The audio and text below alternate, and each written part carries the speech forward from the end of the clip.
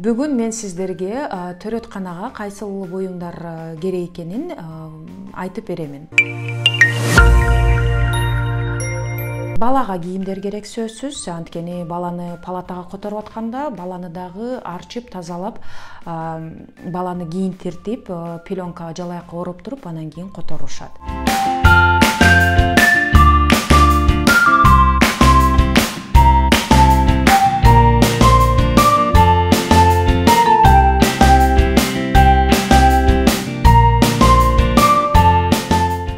Родзалга, то есть төрөт комнатасына, схватка комнатасына керектүү буюмдар бул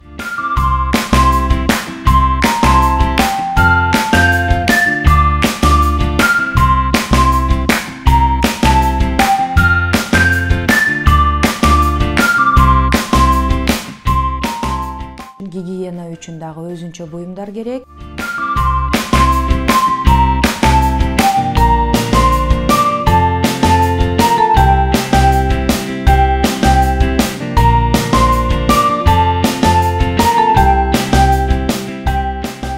Партнерлор, эгер билсеңиздер, азыр төрөттөргө партнерлорду да киргизип калышты. Эгер жаныңыздарда партнер болсун десеңиздер, анда партнер үчүн атайын халаттар сатылат. Одноразовый халат деп коет, ошол халаттарды алсаңыздар болот.